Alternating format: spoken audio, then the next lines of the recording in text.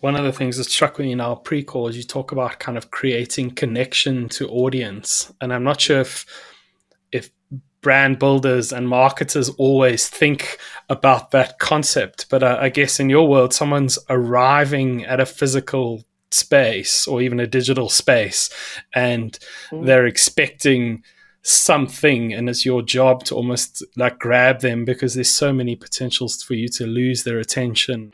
You want to inspire, you want to engage people, you want to make them, there are many things that you potentially want somebody to get from it. You definitely want an emotional connection. We always sort of say that I sort of see certainly our role and the sort of events we work in are like a sort of like a chain, like a connected chain, and we work on these things, and we get involved and we see them from different spaces, and you could work long hours, and it can be very tiring, and you're doing all these testing, and you're losing the sort of you're desperately trying to hold the sort of connection to create this amazing piece of work, and then you come to the sort of final stages, and then we always think that the final link in the chain is when the audience arrives, and you see all of this through a new set of eyes, and you see the sort of looks on their faces, and it just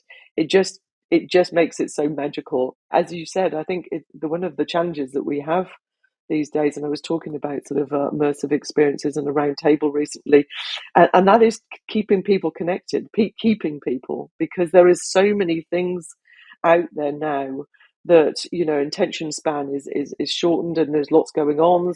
Sometimes there can be too much going on in order to try and do that.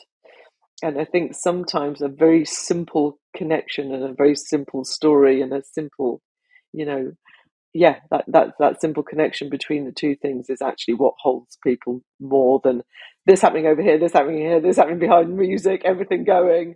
And then suddenly you're just a bit sort of overwhelmed by it. I think there's so many kind of states that people can be in. And I think for companies and brands, being a little bit more thoughtful about how do we want people to feel about this can shape the communication, can shape the engagement in a completely different way as to what do we need? Yeah. Is this hitting our KPIs? Are we out there? Yeah. Which is a fairly inward focusing thing.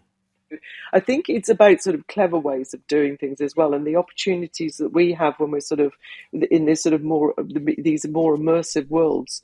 If you want somebody to learn something, as we all know, it doesn't. Telling them is not always the answer. It's let them find out for themselves, let them learn themselves, let them feel like it was their learning.